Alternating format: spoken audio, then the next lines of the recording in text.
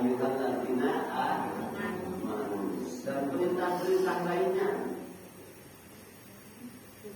Inna sholata kanat 'alal mu'minina kitaban mawquta. Sebenarnya sholat merupakan kewajiban yang berwaktu-waktu 'alal mu'minin atas orang Islam apa orang beriman? Orang mukmin. Dan perintah lainnya yang dipanggil adalah wahai orang-orang yang beriman. Apa rahasianya?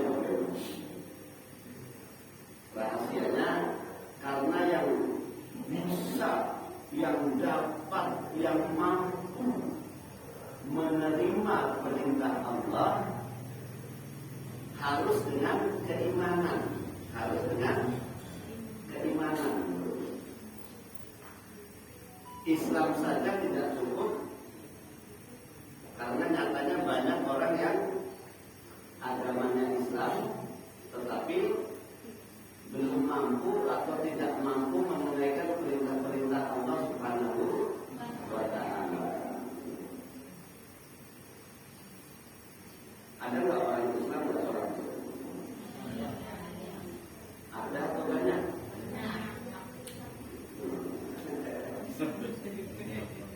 Ya, saya perhatikan banyaknya sih mula-mulanya. Ali mula-mulanya berarti awit-awit ya. Betul tidak? Mula-mulanya berarti awit-awit. Awit-awit sengawi cilik tuh. Wong tuanya bumbu baik. Orang tuanya tidak tahu apakah anaknya sholat atau belum. Itu sebenarnya sepit-sepitan dulu ya. Padahal masih lebar.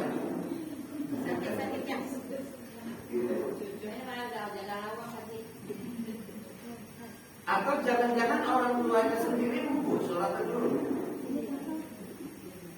Nah, karena dari kecil tidak diperhatikan, akhirnya sampai tumbuh remaja dewasa ya biasa meninggalkan agamanya Islam. Kalau orang yang beriman ada tidak yang meninggalkan sholat? Ya ada. Kalau iman pasti. Kalau iman pasti sholat. Baik, Bapak Ibu yang saya muliakan, masih meneruskan pembahasan yang lalu, bab itmamus sholat, bab menyempurnakan sholat. Bahkan dalam pesan-pesan yang dirangkum dari ahli hikmah, dari ulama ahli hikmah, di antaranya adalah Idas tagolan nasu, kedengar tidak? Idas tagolan nasu bikafrotil a'mal fastaghilu antum bihusnil a'mal.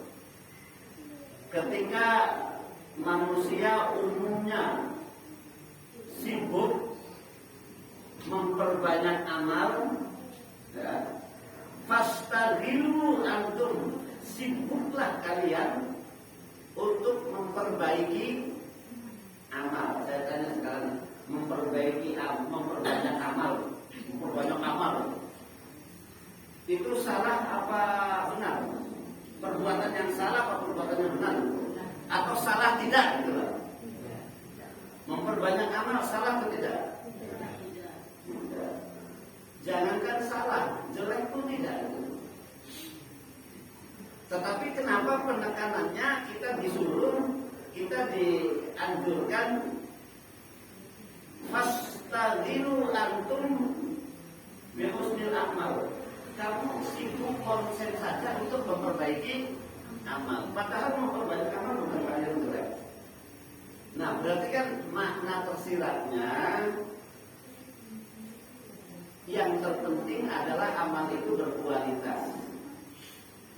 Jangan asal banyak. Syukur-syukur banyak tetapi berkualitas. Syukur-syukur kalau bisa. Pengennya sih nongkrong. Nah, maka yang dimaksud istiqomah itu dalam sebuah kajian, istiqomah tahu kan berbeda. Istiqomah dalam sebuah kajian tidak perlu banyak-banyak, yang penting angger. Yang penting angger, maka akan menghasilkan kualitas. Syukur-syukur sih bisa banyak. Contoh begini. Waktu kecil kan kita rata-rata sering ditanya oleh orang tua, cita-cita pengen jadi apa tuh? Aku sih mau pengen jadi pilot, aku sih mau jadi presiden. Padahal sementara kan presiden cuma satu. Kalau sekian anak jadi presiden semua bisa nggak? Nah, ya, tapi boleh-boleh aja namanya cita-cita kan. Ada yang jadi dokter, ada yang ya karena orang tuanya petani, lihatnya uangnya banyak, saya pengen jadi petani aja. Sampai muncul pertanyaan dari anak-anak, dokter dengan petani pintar mana itu? Halo? Dokter sama petani pintar mana? Dokter. Dokter menanam padi, makul, menanam padi, panen bisa nggak?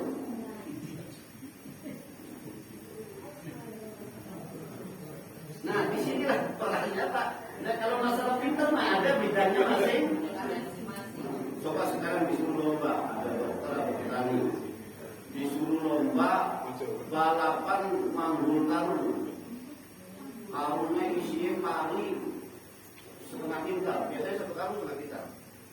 Dokter kalau petani dorong balapan manggul karung gak usah banyak-banyak, 10 aja. Menang siapa? Menang petani. Karena apa?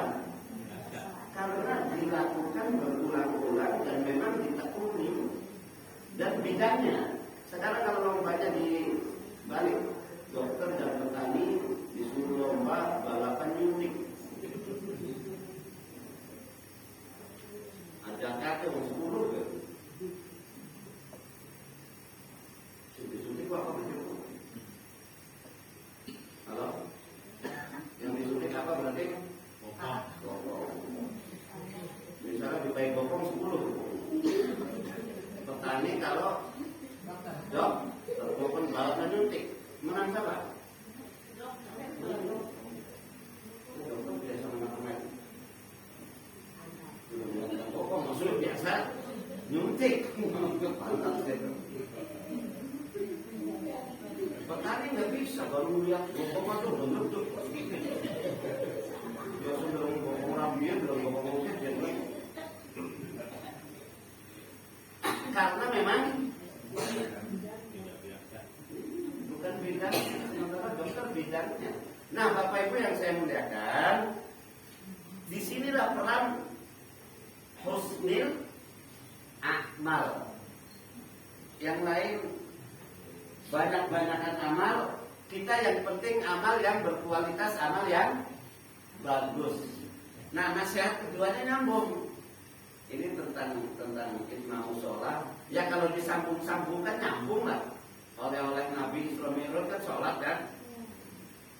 Banyak orang yang ketika mendengarkan ceramah ini pada bergumam, ceramah sholat. Yo nyatanya masih akeh sing dulu sholat tuh ya. Atau sudah sholat tapi masih akeh sing belum sempurna. Maka nasihat yang kedua, idastagharan nasu bil qata'il, ketika umumnya manusia sibuk dengan fadilah. Fadilah itu apa? Kalau baca sholawat sekian fadilahnya ini, kalau baca istighfar sekian fadilahnya ini, kalau sholat sunnah fadilahnya ini, membaca ini fadilahnya. Fadilah itu kan pahala, kelipatan pahala. Orang memperbanyak fadilah, mungkin salah nggak? Tidak, jangan kan salah, jelek pun tidak. Tetapi ternyata perintahnya bagi kita, saran bagi kita, nasihat bagi kita, fastabilu antum, konsentrasilah kalian bidik mamil faraid, untuk menyempurnakan fardu. Nah makanya saya sekarang bawa kitab Safinatun Najah. Ini kebetulan di dua masjid, di Masjid Gunung Agung dan Masjid Gunung Agung. Karena saya diminta untuk membaca kitab Safinah. Kalau berbicara fardu itu adanya di dalam sholat atau di luar sholat?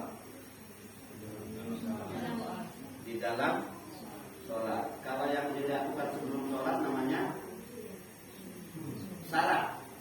Yang dilakukan sebelum sholat namanya syarat. Syaratnya sholat biasanya kita mengenalnya apa? Bersuci saja kan? Bersuci dari hadas dan bersuci dari najis. Ternyata dalam kitab ini, kitab Safinah, syurutus sholati samaniyatun, syarat-syaratnya sholat samaniyatun ada 8. Ternyata banyak. 8 banyak apa sedikit? Banyak. Dan 8 syarat ini, ini sih 5 ya? 8, susah sih tangannya. Dari 8 syarat ini semuanya harus dipenuhi sebelum sholat. Kalau tidak dipenuhi, sholatnya tidak sah. Apa 8 itu? Yang pertama, thaharatul hadatsaini, suci dari 2 hadas, hadas kecil dan hadas besar. Tidak usah diterangkan detail, sudah tahu semua. Yang kedua, wa thaharatu anin najasati, bersuci dari najis fit taubi, baik yang di pakaian, wal badani, badan, wal makan dan tempat. Ini yang kedua. Yang ketiga, wasatrul aurat, menutup aurat. Yang keempat, wastiqbalul kiblat, menghadap kiblat. Bahkan sebelum kita memulai sholat, kita harus memastikan dulu arah kiblat. Harus memastikan arah kiblat. Ya kalau di kampung, di masyarakat tidak gampang, ada orang tidak mau sholat. Kalau kebetulan sedang di tengah hutan, atau kita di daerah orang lain gitu, di daerah orang lain, kemudian sholatnya di rumah saudara kita atau di rumah teman kita. Kemudian syarat yang berikutnya, wadukhulul waktu, masuk waktu sholat. Nah kebetulan kemarin saya baru saja mengalami keberangkatan umroh tanggal 20 Januari kemarin. Itu pesawat terbangnya jam 19.05, jam 7 malam lebih 5 menit. Nah, berarti kan boardingnya disuruh masuk pesawat jam 6.30 atau 6.04. Nah kita pengennya sebelum masuk pesawat sholat dulu di darat. Walaupun sholat di pesawat boleh, tapi karena waktu maghrib itu kita masih di darat, maka yang afdol saya dengan jamaah mengajak ayo kita sholat di darat, di ruang tunggu maksudnya, sebelum disuruh masuk. Saya lihat beberapa versi waktu sholat Tangerang, kota Tangerang, jam 6.12 menit. Itu jam 6.05 menit orang sudah pada ngelar sajadah. Ustaz, kamu udah ada rumah. Nah, kamu saya udah biasa naik pesawat. Satu penumpang saja kurang akan dicari gitu kan ya. Kamu mungkin ditinggal gitu kan. Terus waktunya kan jadwalnya udah tahu. Ngengnya kan 19.00.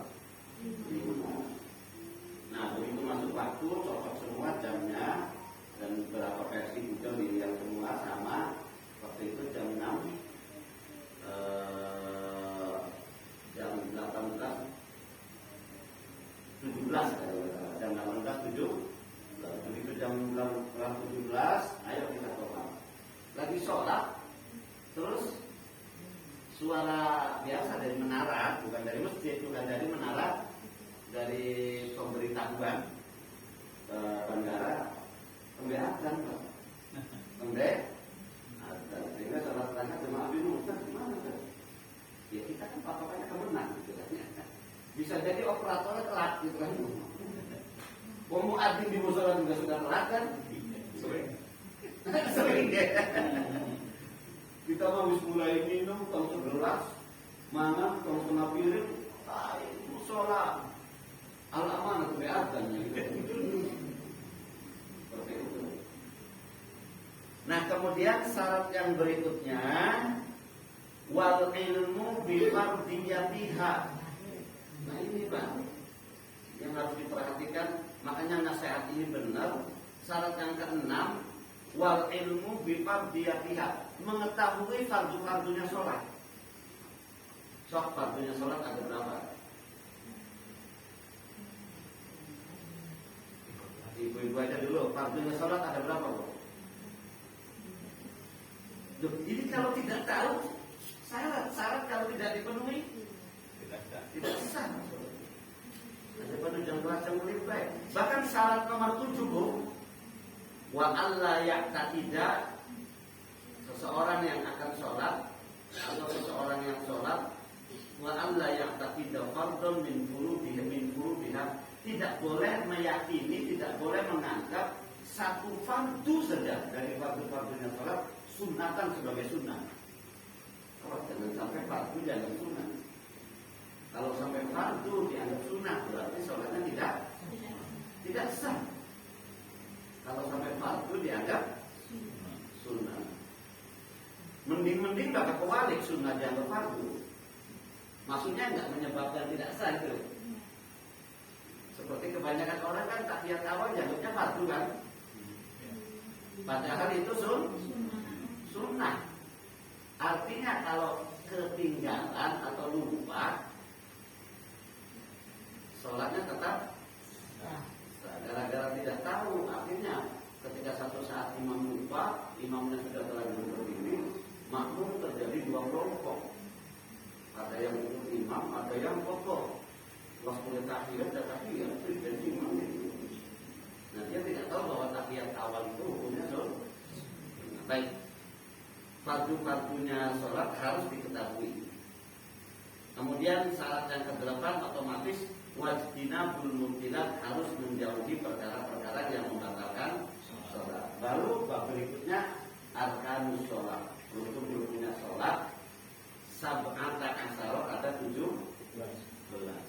Kalaupun ada kitab lain 13, bukan berarti beda, sama, cuma cara menghitungnya aja yang beda. Kalau yang 17 ini ruku tumaninah, i'tidal tumaninah, sujud tumaninah.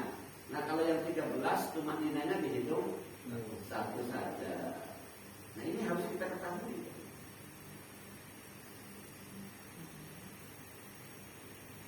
Pak kalau diurutkan benarnya, diurutkan. Rukun sholat yang pertama apa? Ya, yang kedua Abdul Ibrahim, yang ketiga pakai habis. Yang ketiga bukan pakai ngadat al-qiyam. Ya, berdiri itu juga merupakan rukun. Yang keempat Fatihah. Setelah Fatihah baca apa? Surat. Surat hukumnya sunnah apa fardu? Sunnah. Berarti yang kelima ruku. Nah ini yang hitungnya 17. Yang kelima ruku, yang keenam tidak. Terus yang ketujuh i'tidal, tumaninah. Tumaninah.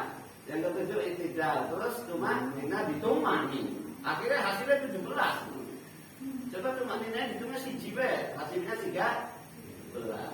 Baik. Diurut mana yang habis i'tidal terus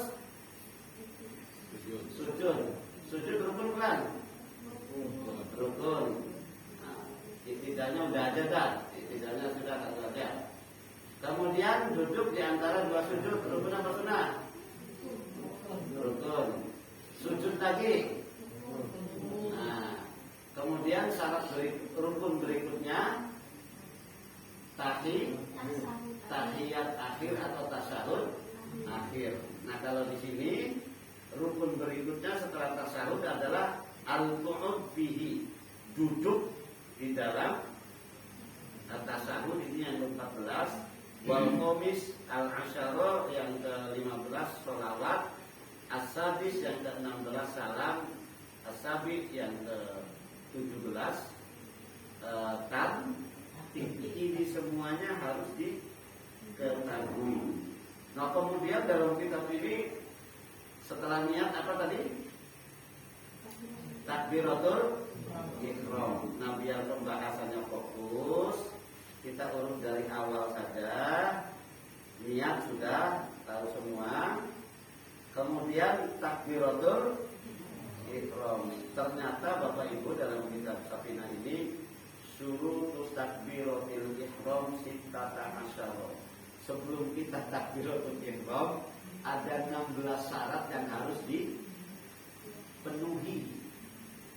Takbiratul ihram saja syaratnya ada 16. Kira-kira kalau saya sebutkan berapa nanti? Nah, makanya saya bedakan apa bedanya hafal dan tahu. Di sini kan syaratnya sholat mengetahui fardunya sholat. Kalau tahu itu harus hafal nggak? Enggak. Justru tahu itu karena hafal. Makanya anak-anak kecil disuruh menghafal. Kalaupun nantinya lupa ya wajar, namanya orang lupa, apalagi sudah tua. Nah, paling tidak kita baca terus, berusaha terus paham. Nah, syaratnya takbiratul ihram, sekarang pertemuan ini kita membahas takbiratul ihram aja dulu. Syaratnya takbiratul ihram ada sittata asyara 16. Yang pertama antaqa'a halatal qiyam. Takbiratul ihram itu harus dilakukan halatal qiyam, dalam kondisi berdiri, fil fardi, di dalam sholat fardu. Bukan, jangan bicara orang sakit dulu. Ini orang normal. Berarti kalau belum berdiri tegak tidak boleh takbiratul ihram. Ada nggak orang takbiratul ihram belum berdiri tegak? Ada orang yang terburu-buru ketinggalan satu rakaat. Ya, begitu masuk imam lagi rukuk. Kan kalau kelewat rukuk kan nggak dapat satu rakaat, ya kan? Nah, karena pengen dapat rukuknya imam, masih jalan, sudah Allahu Akbar, masih jalan, belum berdiri gitu. Itu banyak seperti itu. Karena dalam pikirannya mengejar. Kalau pengen ngejar dapat satu rakaat, ya pakai senang awal gitu. Jangan sampai ngejar satu rakaat, akhirnya takbiratul ihram baru melaku gitu loh. Bahkan masih ngelawan gitu. Baru melaku. Nah, perhatikan ini. Maka sesungguhnya dimakruhkan, makruh jalan menuju karena sholat lari-lari gitu loh. Sampai keselipat untung di. Nah, masih ngejar sholat. Dia mau ngejar rakaat pertama ya datangnya awal. Bahkan ada fadilah tertentu at-takbir akibal imam. Takbiratul ihramnya makmum itu mengiringi takbiratul ihramnya imam, mengiringi. Begitu imam berangkat baru langsung takbir. Baik, itu syarat yang pertama. Syarat yang kedua, wa antakuna bil arabiyah. Takbiratul ihram itu harus menggunakan bahasa Arab ya sesuai tuntunan. Kan orang sholat kan Tentu kamar itu muni usul mengambil wong akad ya kita berarti sholat berdasarkan apa yang dicontohkan Nabi-nya pakai bahasa Arab. Tidak boleh direalisasi pemikiran pada ulama fikih pada bahasa Cirebon baik betapa hancurnya dan betapa kacaunya kalau akhirnya orang takbiratul ihram pakai bahasa masing-masing gitu kan. Imamnya orang Sunda, makmumnya ada yang Jawa, ada yang Batak, ada yang Padang, beda-beda kan. Nah, makanya disyaratkan bil Arabi dan gampang masih. Kemudian syarat yang ketiga wa antakuna bilafdzil jalalah. Harus menggunakan lafaz jalalah. Lafaz jalalah itu Allah gitu. Allah itu namanya lafaz jalalah. Enggak bisa, kan sama aja sudah. Ar-Rahman juga maksudnya Allah gitu. Ar-Rahim juga maksudnya Allah. Al-Malik juga maksudnya Allah. Salli fardhu isya'i Rahman Akbar. Nah ini menutup jalan bagi orang yang mengedepankan logika. Kemudian syarat berikutnya wabilafzi akbar, harus menggunakan lafaz akbar. Kan sifatnya Allah kan banyak. Ada akbar, ada rahmat, ada as-somad. Misalnya takbiratul ihram Allahus somad atau Allahu ahad. Kenapa harus akbar? Karena takbir itu dilakukan dengan ikhfa. Nah, cari di Google atau di kamus ada namanya takbir ikhfa. Karena akbar itu maha agung, kita yang lemah, kita yang kecil, ketika kita mengucapkan Allah maha agung, Allahu akbar, dalam hati ada khobar, tunduk gitu. Tunduk Allah akbar, artinya kita tunduk kepada Allah. Udah masih gampang. Berikutnya nanti yang tambah susah. Wa tartibu bainal lafdhaini. Tertib antara dua lafaz. Jangan sampai dibalik akbar Allah. Berikutnya, wah ini yang mulai banyak kesalahan. Wa alla yamudda hamzatal jalalah. Tidak boleh memanjangkan hamzahnya lafaz Allah. Contohnya gimana? Allah. Ada tak orang takbir begitu? Ada enggak? Ada. Biasanya justru orang yang memulai belajar fikih pengen benar, pengen pas. Nah, setan masuk. Masuk. Itu tuh harus yang benar-benar. Harus benar-benar sempurna. Sehingga dalam hatinya itu ada perasaan benar enggak. Terus pengen kusuk sehingga konsentrasi kok. Kalau hanya panjang ini malah bahaya. Sebab dalam ilmu iqlal itu cabang dari ilmu tasrif yang bongkar pasang lafaz. Itu kalau A panjang itu mengandung dua hamzah. Satunya hamzah istifham, kata tanya, satunya hamzahnya lafaz Allah. Allah bisa ditashir Allah. Artinya apa? Kalau Allahu Akbar artinya apakah Allah Maha Besar? Berarti malah mempertanyakan. Baik. Kemudian mulai yang banyak kesalahan lagi. Wa adamu maddibai akbar. Tidak boleh memanjangkan baknya lafaz akbar. Allahu Akbar. Ini punten yang banyak melakukan kesalahan ini ibu-ibu. Ibu-ibu karena kesel ke anaknya. Anaknya diwarai angel apa angel pisan? Rada angel. Bagus sih biasa mengucapkan nama Allah, sehingga dalam keadaan kesel pun Allahu Akbar, bocahku angel pisan. Dari satu sisi bagus, membiasakan diri menyebutkan nama Allah. Di sana bukan di sini, ada orang tua yang kesel ke anak yang diucapkan apa? Nama hewan, nama binatang, atau kalau di desa saya nama itu, nama sesuatu yang keluar dari telinga, pokok. Anaknya angel diatur, itu ngomong pokok.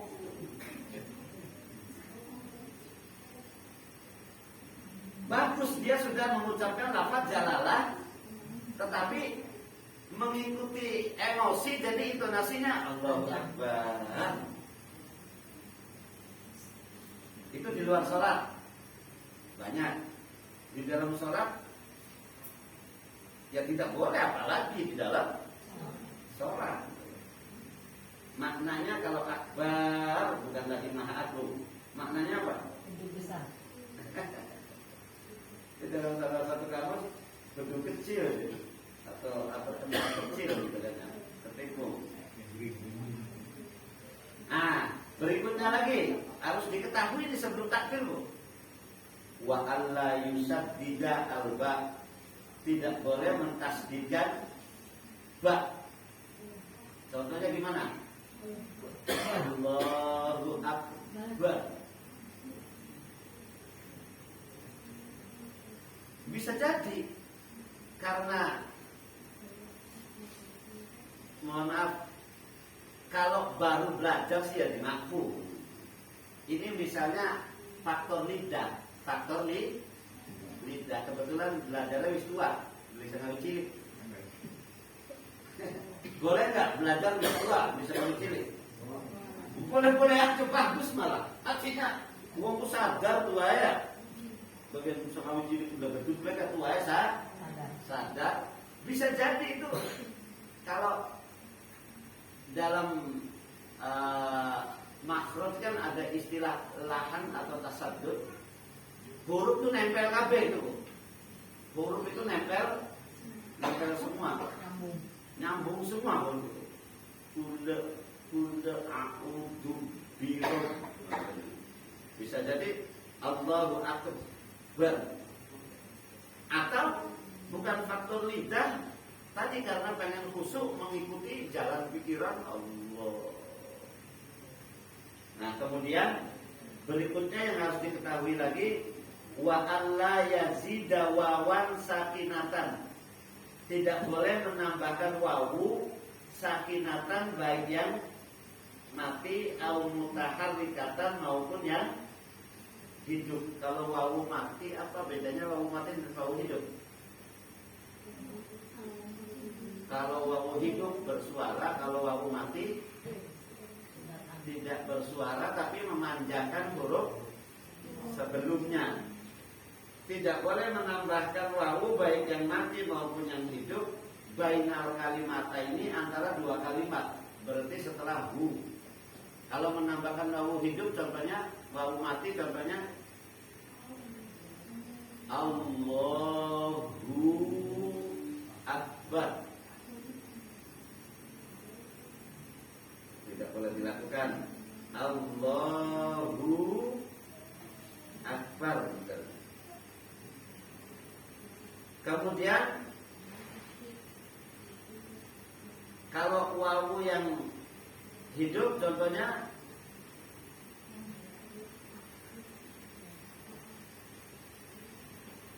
ya ini. Nanti kalau pas takbiran banyak kedengaran, Pak. Pas takbiran banyak kedengaran. Kalau wawu hidup kan setelah lafaz Allah berarti Allahu hu gitu kan, berarti apa ya? Wawu mati, maaf. Wawu mati berarti kan Allahu. Mungkin nggak orang takbiratul ihram seperti itu? Bisa jadi karena tadi penyakit Allah, pengen khusyuk Allahu. Kalau yang wawu hidup contohnya Allahu Akbar. Nah ini banyak. Ketika takbiran nanti kedengaran Allahu Akbar, Allahu Akbar. Itu kan berarti menambahkan wawu di Allahu Akbar gitu kan. Maka ajarkan anak-anak nanti kalau takbiran jangan Allahu Akbar, tetapi Allahu Akbar. Baik. Ternyata takbiratul ihram saja banyak yang harus diketahui. Berikutnya wa alla yazida wawan qabdal jalalah. Tidak boleh menambahkan wawu sebelum lafaz Allah. Wallahu Akbar. Takbiratul ihram bukan Allahu Akbar tapi menambahkan wawu sebelum lafaz Allah. Wallahu Akbar, karena sering dengar sih lafaz misalnya la ilaha illallah wallahu akbar. Nah, dalam lafaz lain boleh, dalam kesempatan lain boleh, tetapi dalam takbiratul ihram tidak boleh. Kenapa?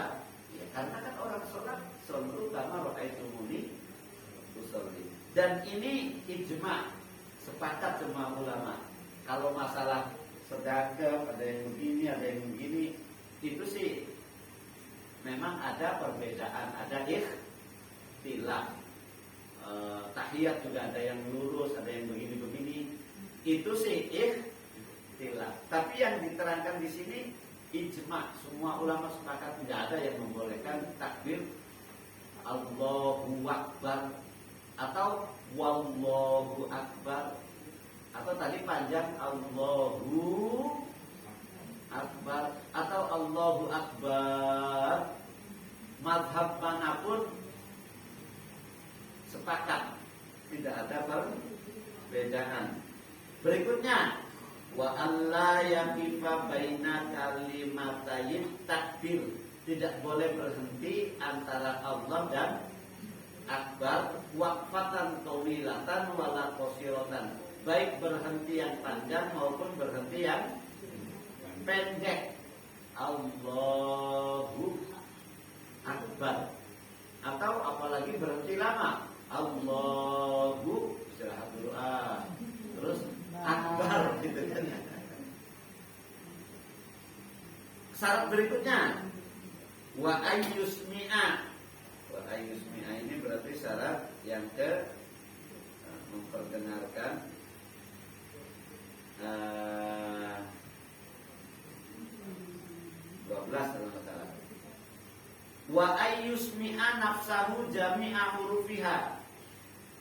Harus memperdengarkan huruf-hurufnya kepada siapa? Nafsahu, kepada dirinya sendiri. Ini makanya orang sholat itu nggak boleh batin. Kalau bacaan-bacaan yang rukun, baik takbir, Fatihah, itu tidak boleh dalam hati. Harus diucapkan dan harus diperdengarkan telinga sendiri, tapi bukan telinga teman. Artinya harus apa namanya nih? Komat kamit harus dibaca maksudnya itu. Nah, saya pernah di pesantren karena dulu saya sambil sekolah, sehingga kalau datang itu ya jam 1 atau setengah 2 tidak jamaah di pesantren. Maksudnya datang itu di pesantren saya sudah selesai sholat jamaah. Nah kebetulan lagi ada haflah, lagi ada peringatan. Suaranya kan keras, suara musik, sehingga saya takbirnya kenceng gitu loh. Allah, enggak ketutup musik sih gitu kan ya. Ingatkan, yang penting telinga sendiri. Dan kalau telinga sendiri itu walaupun suasana lagi ramai akan nyetrum. Karena lidah-lidah sendiri, telinga-telinga sendiri. Nah maknanya harus memperdengarkan ini, maksudnya bahwa bacaan itu harus dibaca. Malah-malah kalau imam harus keras, kalau imam harus tidak dengar. Kalau makmum, ya tidak boleh keras. Yang penting terdengar telinga sendiri. Baik. Syarat berikutnya, wadukhulul waktu, otomatis harus masuk waktu. Syarat berikutnya, wa iqa'uha halal istiqbal. Tadi kalau syarat yang pertama harus dalam keadaan berdiri. Wa iqa'uha halal istiqbal. Kita mengucapkan takbiratul ihram itu kalau kita sudah menghadap kiblat. Makanya contoh yang keburu-buru tadi bisa jadi ya berdiri berdiri dong Pak. Orang jalan kan berdiri ya. Tapi menghadap kiblat dulu gitu loh. Karena maksudnya dari pintu situ buru-buru masih lari, belum masuk shop sudah Allahu Akbar. Baik. Kemudian wa alla yukhilla biharfin min hurufiha. Tidak boleh main-main atau merubah atau merusak salah satu hurufnya. Padahal sih bisa R, tetapi sengaja di belok-belokkan Allahu Akbar. Karena kebetulan temannya ada yang namanya Akbar, kemudian lagi eng-engan tuh. Namanya Akbar. Jadi gitu kan bocah Akbar gitu kan. Ngecek temennya yang namanya Akbar. Baik, berikutnya wa takhiru takbiratil makmum an takbiratil imam. Makmum harus takbir setelah takbiratul ihramnya imam. Bukan ini selingan kita Safina karena ada lapat, ada nasihat bi'itmamil faraid ketika orang lain sibuk memperbanyak fadilah, maka bagi kita yang penting, yang utama adalah menyempurnakan fardu. Kemudian nasihat berikutnya, idastagholan nasu bisolahil alaniyah. Ketika umumnya manusia sibuk memperbaiki penampilan atau amal yang tampak, fastaghilu antum bi islahi sirri. Sibuklah, konsentrasilah kalian memperbaiki amal yang sirri, amal yang tidak kelihatan. Beramal kelihatan orang boleh nggak? Boleh saja. Bahkan kalau ada misi tertentu, bagus. Misi tertentu itu maksudnya mencontohkan. Kebetulan dia sebagai seorang pemimpin, kebetulan dia sebagai orang yang terpandang, kemudian memberikan contoh kepada yang lain. Boleh saja. Tetapi beramal juga bila perlu sebanyak-banyaknya amal yang sirri. Amal yang sirri itu gampang saja, Bu. Ya kalau bab sedekah sih, ya sedekah sirri itu lebih baik. Amal yang sirri yang gratis lah, atau biayanya murah gitu. Bahkan gratis, kita mendoakan orang lain, kita mendoakan tetangga, kita mendoakan teman. Bila perlu satu persatu disebut. Ya Allah, tetangga saya, siapa namanya Bu? Bulan. Ya Allah, tetangga Bulan, manggasmu anaknya pengen sekolah, durung daftar, durung duwe. Mudah-mudah ya Allah, manggasmu dibayar aja tapi akeh misalnya. Itu amal sirri bukan? Amal sirri bukan? Dan gratis apa bayar? Gratis, dari mana bayar? Terlintas tetangga teman yang lagi susah, kita doakan. Tapi paginya tidak usah lapor gitu. Jadi malam saya tahajud, saya doain kamu. Tidak usah. Kalau lapor ya berarti bukan amal sirri lagi. Boleh menampakkan amal atau melakukan amal di depan orang lain, tetapi kita perbanyak juga amal yang sirri gitu, sirri. Atau diam-diam menolong orang, diam-diam menolong orang. Baik.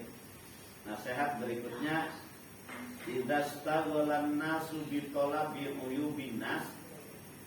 ketika kebanyakan orang sibuk mencari-cari kesalahan orang lain, fastagilu antum bi'uyubi anfusikum. Sibuklah kalian mencari kesalahan diri sendiri. Nah, pertanyaannya, mencari kesalahan orang lain dibandingkan dengan mencari kesalahan diri sendiri, mana yang lebih susah? Mencari kesalahan orang lain gampang, pasti ketemu, pasti dapat gitu loh.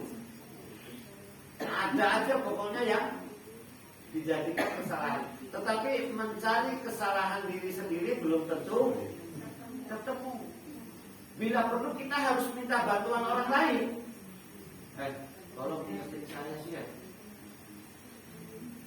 Saya kalau misalnya, saya kalau ngimam itu kiranya ada yang tidak pas, tolong dikasih tahu, tolong diingatkan. Bila perlu minta diingatkan oleh yang lain. Tolong sehari ini atau sehari-harinya kalau ada ucapan yang salah dari diri saya, tolong ingatkan. Karena mencari-cari sendiri tidak ketemu, bahkan perasaannya benar terus. Perasaannya benar terus gitu. Bahkan kalau diingatkan pun biasanya tidak menerima. Baik, nasihat berikutnya, idza staghalan nasu bi imaratid dunya fastagilu antum bi imaratil akhirah. Ketika orang lain sibuk meramaikan dunia, meramaikan kehidupan dunianya, ya padahal bukanlah perkara yang salah. Memang kita perlu hajat dunia, tetapi jangan sampai mengalahkan urusan akhirat. Maksudnya gitu, jangan sampai mengalahkan urusan akhirat. Yang terakhir, yang keenam, idza staghalan nasu bi talabi ridal makhluk. Ketika orang sibuk untuk mencari perhatian atau mendapatkan atau disenangi oleh makhluk, fastagilu antum bi talabi ridallah. Maka sibuklah kalian untuk mencari ridho Allah. Bahasa lainnya kan untuk disenangi oleh Allah Subhanahu wa ta'ala. Mencari perhatian Allah Subhanahu wa ta'ala. Nah, yang sering saya contohkan, ketika ibu ngasih orang, terus orangnya diam saja, nggak ngucapin terima kasih. Ibu marah nggak? Alhamdulillah kalau enggak. Alhamdulillah. Bokat anak si marah, bocah ditulung-tulung, nggak terima kasih, yang baik gitu. Yang penting kita disenyumi, kita disenangi oleh Allah Subhanahu wa ta'ala. Kalau itu anak sendiri atau orang sendiri, boleh diingatkan. Ayo, bilang apa? Biasanya kalau ke anak begitu kan? Kalau anak kita dikasih oleh orang lain, ayo bilang apa? Dari sisi pendidikan boleh. Tapi kalau kepada orang lain, misalnya ada pengemis, ibu ngasih, terus pengemisnya diem aja, nggak ngomong terima kasih. Besoknya pengemis datang lagi, wah buku menang gue bakal beli bayi, bakal beli bayi menang gue, kita bayi mana lah? Tidak boleh, tetap kita kasih. Itu sih belum seberapa ya. Kadang-kadang ada yang dikasih terus marah, ngegendeng gitu loh. Kaji, dibukai di rumah ibu. Dan itu terang-terangan di depannya gitu loh. Terang-terangan di depannya. Yang paling enak lagi nanti kalau bulan puasa ketuk-ketuk, taring, zakat, tapi kalau putut gratis ya. Karena kan di PNB rumah apa? Nah, nggak usah betah.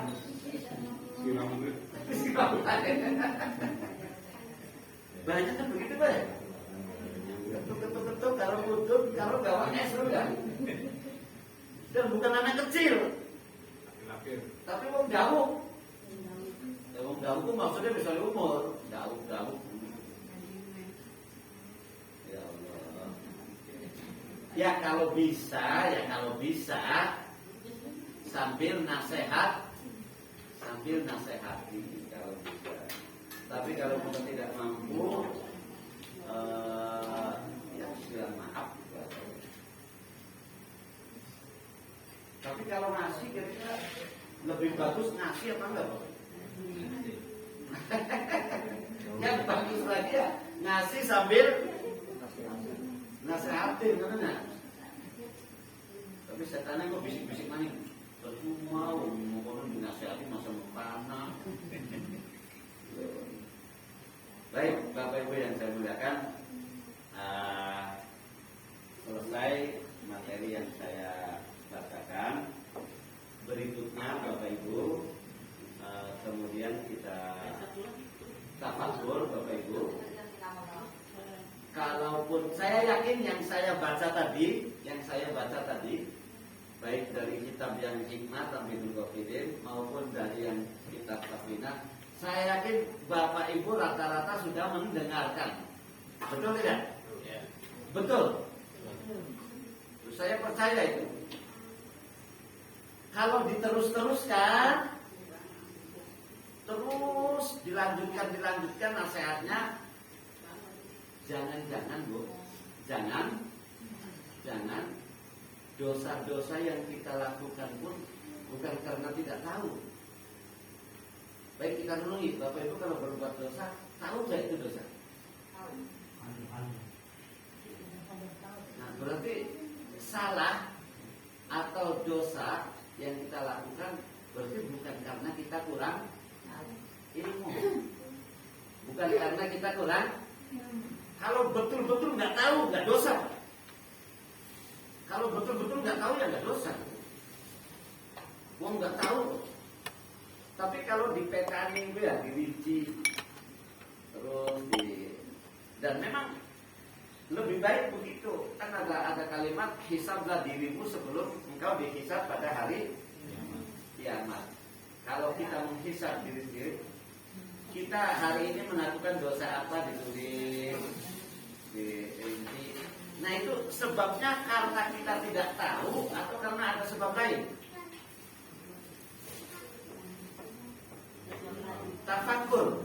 Oh, berarti kalau gitu kita sepakat bahwa kesalahan yang kita bikin bukan karena kita tidak tahu. Terus karena apa?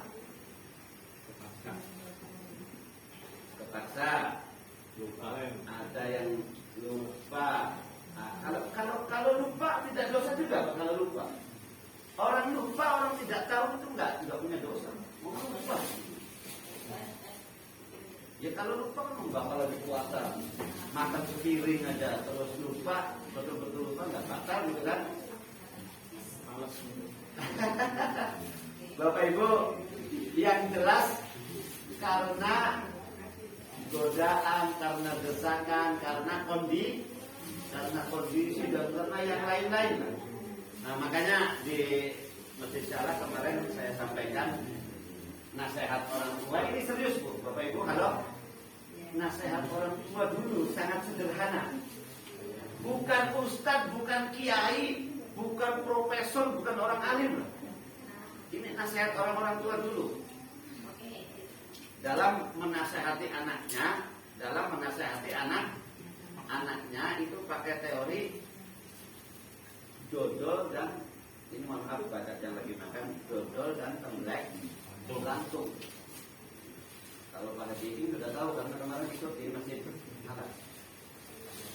Bapak Ibu tahu tembelek langsung tuh? Ya tembelek ayo kan macam-macam Bu, anak mireng, anak sing ato, anak sing biak, anak sing banyu kamu. Makanya saya mau mundur tadi Pak. Nah, tembelek langsung itu adalah tembelek yang warnanya mirip sama dodol. Dodol kan warnanya coklat agak bening loh, mengkilap. Ada kan tembelek langsung itu warnanya coklat.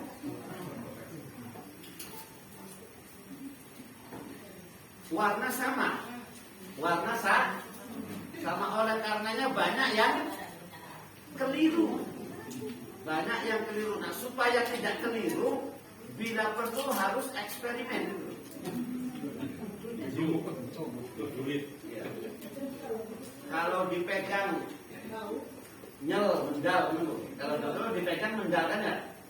Nyel, oh berarti dodol. Tapi kalau dipegang lepas, berarti nah bahasa Sundanya kayak kotor. Bila perlu eksperimennya dilanjutkan, dicium. Kalau wangi berarti dodol. Kalau tembiak lantung baunya bangsang. Kalau masih kurang yakin, Bu, bila perlu kalau manis berarti kalau tembiak lantung rasanya masa nggak tahu? Cepat. Nah, ternyata nasihat ini orang tua tuh maksudnya sedang, orang tua tuh maksudnya sedang gini-giniin anak-anaknya gitu. Sedang maksudnya menekan, masa nggak tahu bedanya dodol dan tembelek? Kalau nggak tahu, bila perlu maksudnya, Bu, dalam hidup ini kenyataannya banyak orang yang sengaja atau lebih seneng, lebih milih tembelek lantung daripada milih dodol. Kenyataannya banyak orang yang milih tembelek lantung daripada dodol. Kalau ibadah, kalau yang halal itu diibaratkan dodol. Kalau maksiat, dosa atau barang haram diibaratkan tembelek lantung. Kenyataannya harusnya kita kan milih dodol. Tapi kenapa banyak orang yang milih tembelek lantung? Padahal tahu kan bedanya dodol dan tembelek. Oh, jangan-jangan, Bu, maksiat dosa yang kita lakukan itu bukan karena kita tidak tahu, tapi karena ya kalau orang disuruh milih dodol, milihnya tembelek lantung, itu karena apa? Ya karena faktor linglung. Faktor linglung. Linglungnya karena apa? Karena syahwat bisa. Kan banyak juga, Bu, mohon maaf. Yang suka main ke lokalisasi atau tempat-tempat prostitusi, maksudnya lelaki yang suka masuk ke situ, itu bocah cilik tak jauh. Halo? Atau ini laki-laki yang sudah punya istri atau yang belum punya istri itu usianya tuh, laki-laki yang belum punya, lelaki yang sudah punya istri dewasa, berarti kan di rumah misalnya dodol enak malah enak lah rasanya. Di rumah ibaratnya dodol, malah di luar milih tembelek duliti, diambuni gitu kan, dan akhirnya dicicipi, dipangan gitu kan. Baik, berarti bukan karena tidak tahu, tetapi karena linglung. Nah, linglungnya itu karena apa? Yang menyebabkan dia linglung karena syahwat. Oh betul. Makanya hati-hati. Mohon maaf ketika kita membahas syahwat. Ketika sedang syahwat itu sepertiga akal hilang. Hilang. Makanya kita kan suami itu dianjurkan sebelum itu kan berdoa, Allahumma jannibna Allahumma jannibis syaitan. Lupa saya Pak.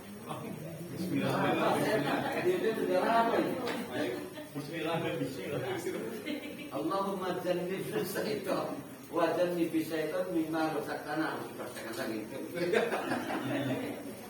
Ya Allah, halangilah kami, jauhkanlah kami dari setan, dan jauhkanlah setan dari apa yang kami berikan.